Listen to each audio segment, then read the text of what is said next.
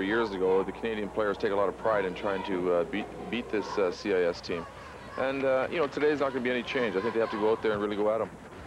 Well, there we see one change already. Trevor Kidd has gone in goal for Canada. Sean Burke, who performed such heroics against Sweden, has been rested. Trevor Kidd, a 19-year-old who plays for Brandon Spokane, gets the start. And Alex, that's something of a surprise. Well, I think it's a good chance to have a look at this young guy. They're going to have to use him in Albertville. So, you know, if he can do the job, then they know they don't have to overwork Sean Burke. Canada in red, the CIS in white. CIS have in goal Andrei Trefilov, who was outstanding against Czechoslovakia, and no doubt will be getting quite a workout. The Canadians look very sharp, particularly that #2 line in their first game of Dave Hannon, Eric Lindros, and Dave Archibald. We'll keep an eye out for that line. Hannon 10, Lindros 88, and Archibald 12. I think, Nick, Canada's going to really have to watch the penalties in a game against Russia. They get so emotionally involved, and Russia's got a tremendous power play. If they get caught up in penalties, that could mean the whole difference. And there we see Trevor Kidd just getting himself warmed up. Big moment for him. And there we see the official, all three officials. The referee and the two linesmen are from Sweden. That's never something that goes in favor of Canada either. The European referees really come down heavy on the Canadian style of play. Battle, guys, battle! You can hear in the background Nick talking about the battle, and I think that's what is in terms of in Canada. That's what this is. It's not a game tonight. It's going to be an actual out-and-out war for them. Every time they play Russia, it's got to be that way because the CIS team is very strong, and they're a dominant force. Lindros out on the line trying to feed Dave Archibald. Archibald had the ball, the puck rather, taken off him, but Lindros back with another opportunity, and already we're seeing that line of Lindros, Archibald and Hannon. Still applying the pressure, the Canadians getting it across. Archibald doesn't quite pick that one up. It gets it back to Hannon, and the Russians, with a little bit of difficulty, managed to get it away. And here come the CIS on the counter-attack. Petrenko, Alexei Yazyin in there as well, and Lindros, the big 18-year-old, there he is. We've already talked about what an impact this young man is likely to have over the next 10 or 15 years. What his youngsters have done so far, beating the host nation Sweden, and that was good preparation indeed for Albertville. Another win here, and I think he'd be a very happy man indeed. Doesn't smile much, Dave King, but if the Canadians pull off a victory here, I think he'll allow himself a grin or two. In fact, none of you Canadians smile very much when you play an ice hockey. Well, usually not much to smile about. We haven't won much lately. Although Canada did well, I must say, in the last tournament they played against the European nations. At least they won it, and it was a tough contest. It's hard to say, really, Nick, what this CIS team is going to be like because of the breakup in their state. But you know, from what we've seen so far, they look quite strong. Well, Wally Schreiber trying to push it through, but nothing doing, and back come the CIS. Boris Mironov with the long slap shot, testing Trevor Kidd. I think Canada have to look to certain players, like obviously Sean Burke's not playing tonight, but he's a key part of this team if they're going to do something. He can absorb a lot of pressure. And some of their older players, like Wally Schreiber and Gordie Hines, they're seasoned veterans, and they're going to have to pull out all the stops to beat a team like the CIS. Another long slap shot coming in from the CIS, continuing to apply the pressure. Patrick Lebeau there plays for the Fredericton Canadiens. They've got a lot of American leaguers, sort of like the farm team to the NHL players on the squad, and they're good, experienced hockey players. I think, you know, really the Canadian team has a lot of depth. They may not be the top players, but they're certainly be hungry enough. Well, we saw in their first game, you may have seen it yesterday here on Screen Sport, they were very, very good counter-punchers, the Canadians, a team that looks set to absorb punishment and then counter-attack and score on the break. Another battle on the boards. This one a very physical game already. There's Nikolskin in there in battle with Adrian Plavsic. But still the CIS looking to do something here. Good battling there from Nikolitshin. One of many Dynamo Moscow players on this CIS team. Very much a Moscow-based squad. See, this will be the problem now, Nick. If penalties are going to start early on Canada, then you know, they're going to be in real trouble. They're going to have to, I hope they've got their penalty killing sorted out, because the CIS power play over the years has been brilliant, and they could really, this is make or break for the Team Canada. So Fabian Joseph sits it out for a couple of minutes for tripping. So the CIS will get their first power play opportunity of the match. So the first test of Team Canada's ability to kill the penalty. Straight away, CIS get control of the puck, broken up there and forced backwards. Well, it looks like Team Canada's going to force a little bit, because the CIS tend to set up, and then when they set up their power play, they're very strong. This is good work by Team Canada. They've, you know, not many teams strip the puck off the CIS, and especially when they're short-handed. And they've done it twice, getting the enthusiastic support from their bench. But here come the CIS. That was Titov, who scored against Czechoslovakia. They're not letting them settle. That's the key right here. Good play, Reds. Good job, Joey. Selyanin Good job. takes the ball behind, that puck behind his net, and feeds Titov. Titov, they take it out wide to the right-hand side. The long slap shot comes in. Kidd gets a hold of that glove save, but there's a rebound and possibilities in front of the net.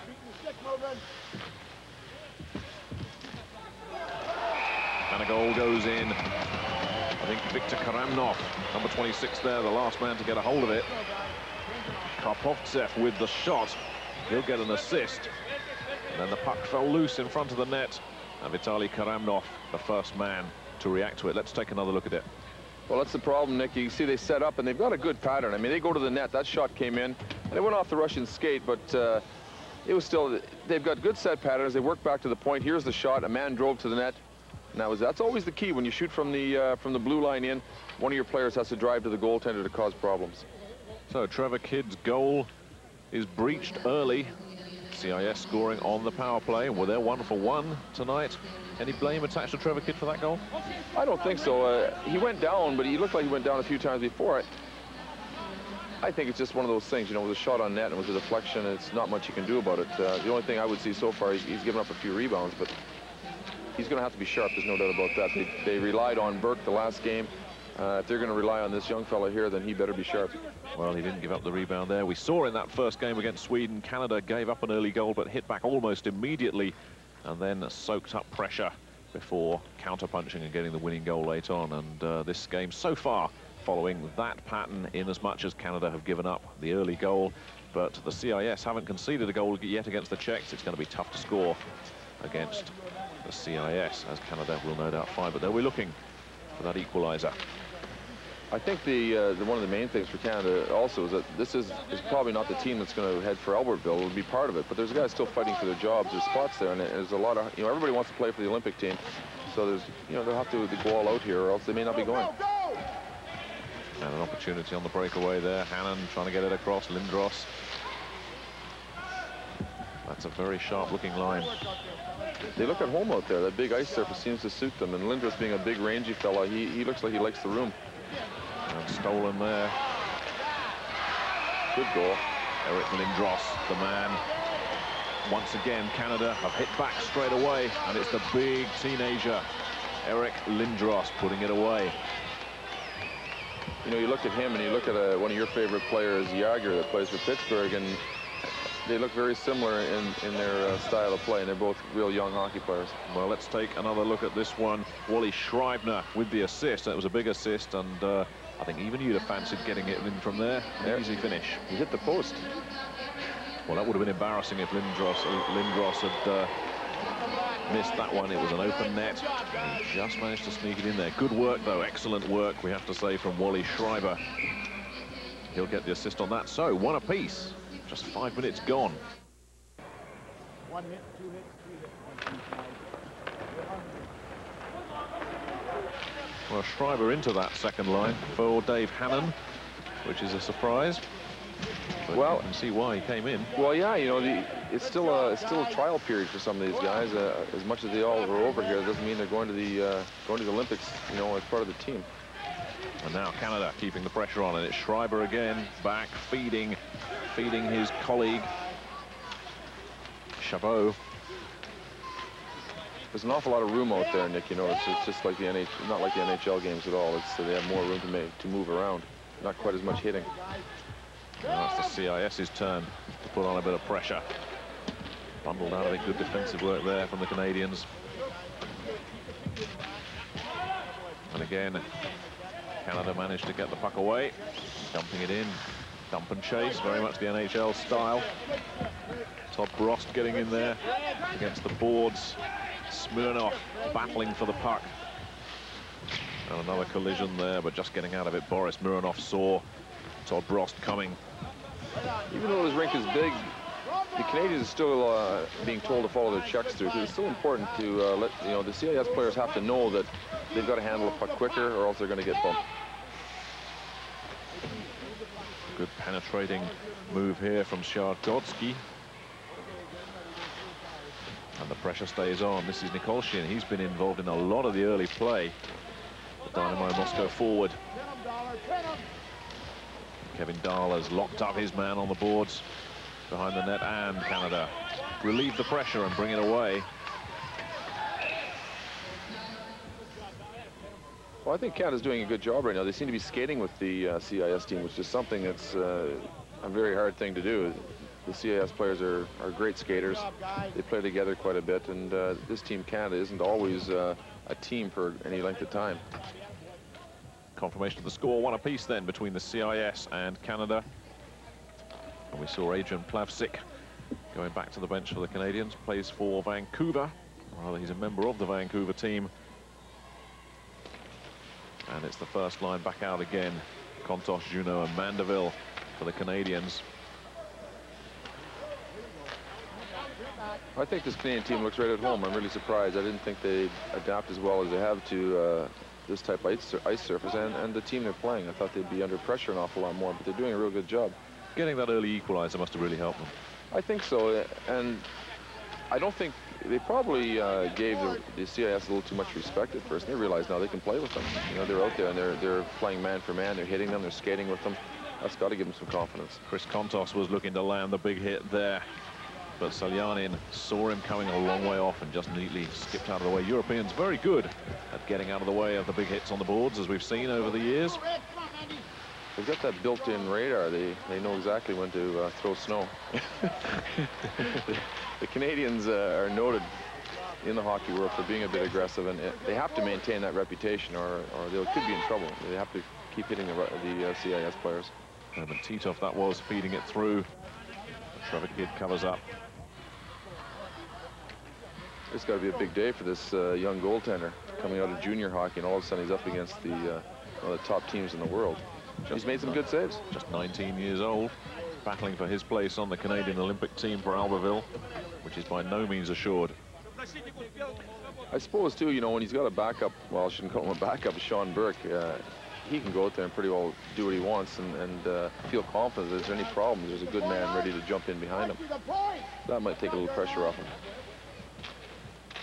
Yazin and Borchevsky involved in the battle on the boards, but it's the Canadians who managed to clear their lines. But back come the CIS again. Petrenko dumping it in, dump and chase, but it's the Canadians there first. Dave Hannon. Some hitting coming in from the Russians. Borchevsky. Mustn't call them Russians, but you will forgive us for the occasional lapse, I trust. Years of calling them Soviets and Russians. Well, those habits die hard. The CIS as they are now. They'll be Russians till the day I die, I'm afraid. Which is why you're not on the board of the United Nations. Another attack coming through from the CIS. Yazin, that was taking it forward. Another penalty assessed. So, 1 apiece here in the first period between the CIS and Canada. We're going to take a break. We'll be back in a minute.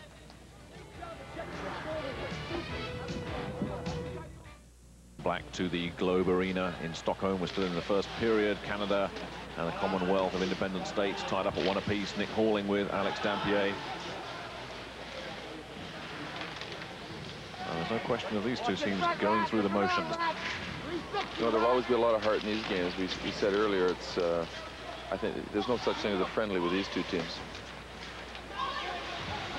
I think the key, Nick's got to be still the Canadians have got to stay out of the penalty box. Like, that was a good chance. The CIS had one power play chance and they scored on it, so we really have to be, I think they have to be careful not to get caught up in retaliation penalties in particular.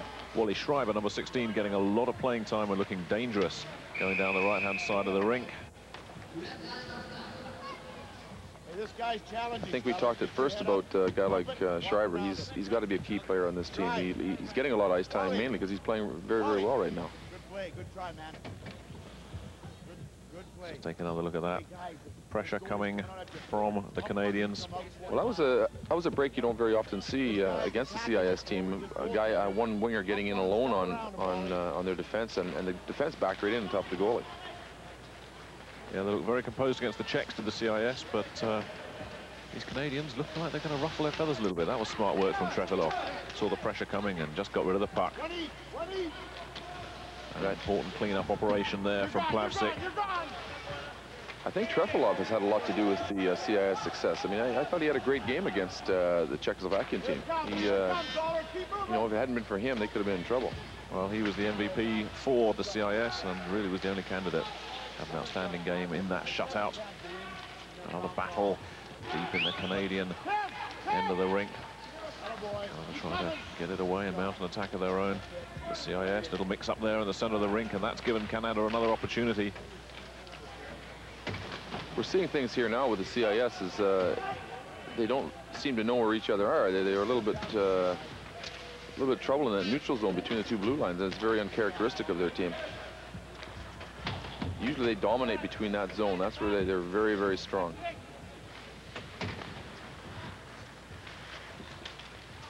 Cheviev getting it away and feeding Motkov, who's another one of those players who's had a good tournament so far.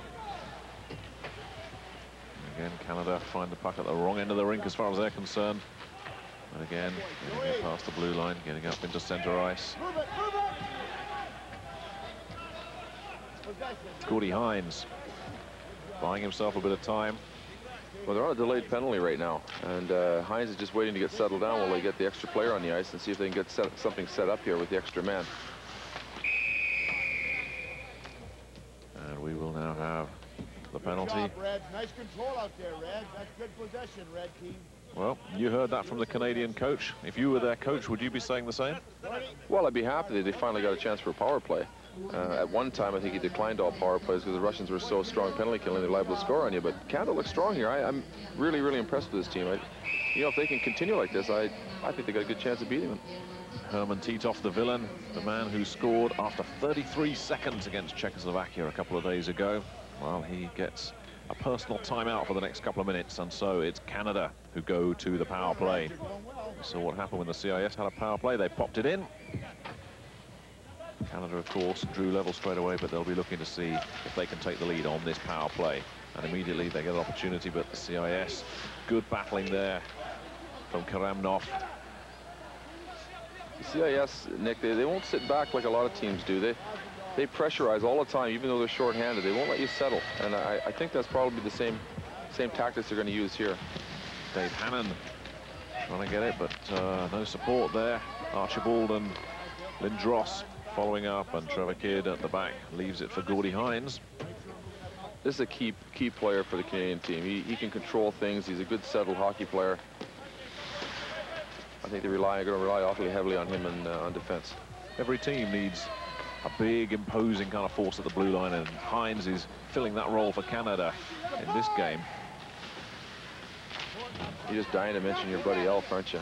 Yeah. Big, imposing player. Ulfu. That's it, Elfu. Furry little creature. I tell you, if Ulf Samuelsson was playing for the Swedish team, I don't think they'd have lost that first game, but they could have done with him in that one. Oh, I can't bear this now, Nick. Now, you know, Russia again, or pardon me, the CIS again, they're just putting a lot of pressure on the Canadian team. They're a funny team this way. They can go on the offense even though they're short-handed, and they're not afraid to try it. They are good penalty killers, the CIS. We saw that time and again against the Czechs. The Czechs thwarted and frustrated. And indeed, on one or two occasions, the CIS threatened a short-handed goal. And Canada really doing very little at all in this power play. They were actually doing a lot more, I felt, 5-on-5. And they just can't seem to gain the zone. It's Kevin Dahl playing it forward. Well, this is where we're seeing the real quality of the CIS team. You kind of wonder sometimes why they don't dominate when they got 5-on-5 and they've got as much pressure with just 4 men on the ice. Kevin Dahl again. Dahl getting a lot of playing time today. He was used sparingly in the first game against the Swedes. Wally Schreiber, another one who's getting an extended run out, finds himself locked up behind Alexander Karpotsev on the boards. Opportunities there in front of the net, but once again it gets away from Canada. See the difference at the other end when the Trefilov came out to handle the puck. He didn't really handle it all that well, whereas a lot of North American goaltenders can go out and play like that third defenseman and clear it. They can clear the zone. They're quite effective. Icing there, the call against the CIS. I think some teams are just quite happy to get the power play over and not get scored against, because the CIS have an awful reputation of scoring shorthanded goals. Which is certainly something that Coach King, Dave King, and the rest of his team will be well aware of. This game finally balanced at 1 apiece. And there's some youngsters from the home nation, Sweden, in the crowd. 2,500 come to watch this game. But when Sweden take the ice against Czechoslovakia, I think we can anticipate quite a few more than that, and the noise level will go up as well. Yeah, they sure follow their home team. Well, they like their ice hockey. They're a real nation for it, and it just shows their standings in world rankings right now. They're right up there. And the Swedish team was certainly a little bit surprised to lose to Canada. That an upset. Well, I think at one time, it just shows the change in times. At one time, they've been happy to get a point off Canada. Nowadays, they're a little disappointed if they don't win the game. There's a promising move here. Todd Brost, the last man to get a shot at it, but straight away on the counter-attack. Here's Tabachev. And a big check coming in, but it's Nikolshin trying to get it back. Patrick Lebeau tying up the CIS player down there, but the CIS get in another opportunity, and that one not far away. Herman Titov was looking for that one. The Predator in front of the net. And still Canada. Now they managed to clear their lines. Gordy Hines again, calm at the back. Selyanin, though, gets it across. The important thing here, the Canadian defense have got to go in and pin their men. Like right there, he's got to hold that man. He can't let him go away and get back in the play. And that's what happened that last scoring chance. The Canadians spun off the puck, and the guy got back into the play and almost scored. Karamnov clears his lines with an assist from Fabian Joseph. Kent Mandeville getting some coaching from the sidelines. Sounds like a bit of abuse. Karamnov getting it across, looking for one of his teammates. Can't get it away this time, though. And Lindros. Mandeville, and fed nicely. Chris Kontos, breakaway coming up here. Joe Juneau unable to pull the trigger.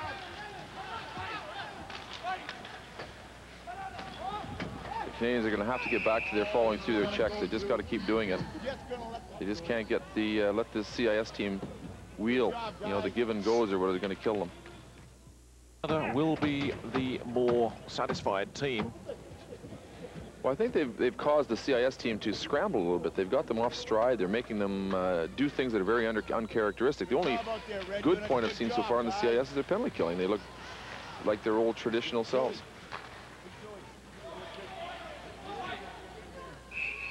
Icing against the Canadians. There's the big fella, Eric Lindros. We talked about him before. An 18-year-old with a lot of pressure on him. A guy who gets booed wherever he plays in the world, it seems.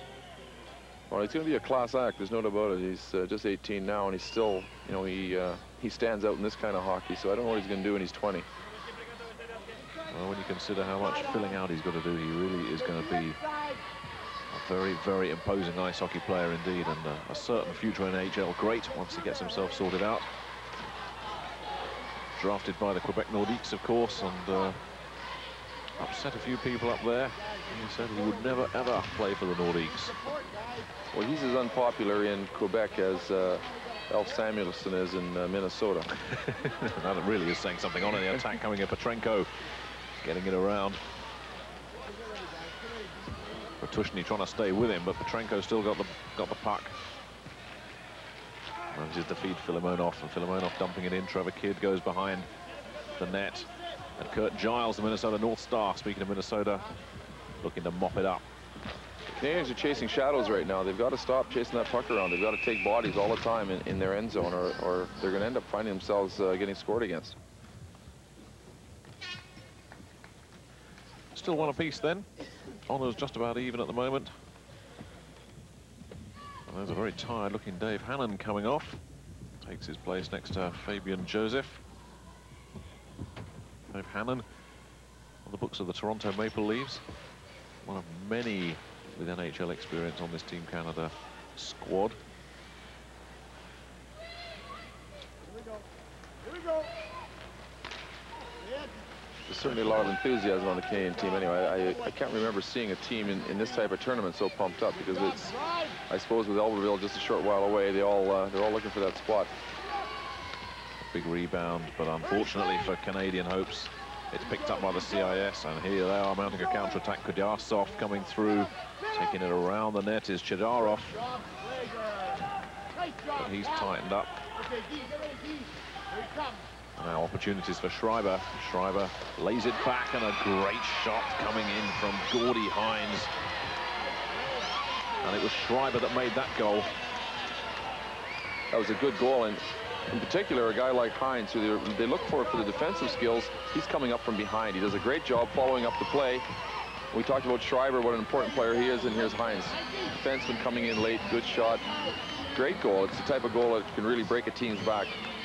Well, Gordie Hines has done an outstanding job at the back in this game, in this first period for the Canadians, and now he's put them ahead. John Chabot getting a credit there with an assist as well, but Wally Schreiber with the layoff and Gordie Hines with the shot puts Canada 2-1 ahead of the CIS after they trailed after just 5 minutes. There's a very good fight back by the Canadians. Well, Schreiber shows he's a good journeyman, like we said before, and here he's been involved in both goals so far. He's got to be a key kind of player. It's good to see a good offensive defenseman on the Canadian team. You sometimes see them, they're a little too flat-footed, but that was a great goal, and a little bit more of that offense, and Canada a little more threatening against a team like CIS. Well, with about 90 seconds to go, it looks like Canada could go in with a lead at the end of this first period, and they nearly got another one. Excellent work there from Trefilov. Trefilov kept CIS right in it, and straight away it's Chabarjev coming back. Karamnov takes it forward, and he's hit hard against the board by Plavsic. And Patrick Lebeau in there as well. And I think Lebeau might have drawn a penalty here. There we see Plavsic, the Vancouver Canucks. Well, Plavsic just missed that shot at the other end, Nick. It was a wide open net, and all he had to do was raise it an inch off the ice, and it was in, and it went right on the stick. Well, let's see if we can see what Patrick Lebeau did here. I actually thought it was Plavsic that came back. Maybe there was something else off the puck, but couldn't see anything wrong with that. In fact, it's Schlegel that's gone in. Must have been something behind the play. But that's unfortunate. Canada could have been up 3-1 there quite easily. And I don't think, like, the CIS haven't really had any out-and-out scoring chances, really. There hasn't been any really cut-and-dried chances. It has some decent shots, but I think Canada have had as many chances as the CIS team. Definitely. I think they deserve this one-goal lead that they've got at the moment. They lead it 2-1. The CIS came out. They took that early opportunity and led. But here's Kurt Giles doing some defensive work now for Canada. The CIS looking to try and draw level before the end of this first period. Gordiuk getting across. You've got to be careful here. With this much time left, it's a real killer if you lose a goal this time of night. You know, just 30 seconds left in the period. Kapovtsev with the long slap shot. Nowhere near Nikolshin. They work that high man a lot. They bring it back to the hash marks and shoot. It's something that the traditional Russian team never did. They hardly ever shot. They worked it around till they got the perfect play. And the Canadians get that one away. Last few seconds of this first period, then Canada clinging on to a 2-1 lead. But up against a power play, but they've got the puck where they want it for the moment. Last few seconds then, it looks like Canada will hold that lead going into the first intermission. With a breakaway on here, Dave Hannon Nowhere anywhere near him. Lindros was trying to get up there. But the CIS get that one away. 9, 7.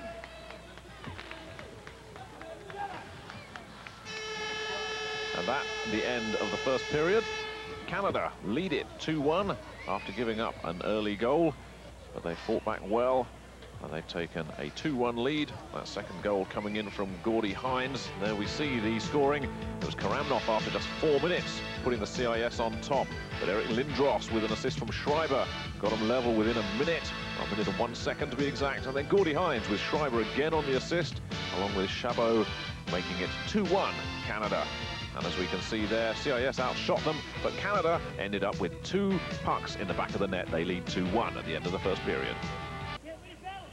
Welcome back to the Globe Arena in Stockholm. The start of the second period, Canada leading the Commonwealth of Independent States 2-1 in this third game in the Swedish pre-Olympic hockey tournament. Just a reminder that both teams won their first match, so if Canada can hold on to their lead, they would be in pole position to win this Four Nations pre-Olympic tournament.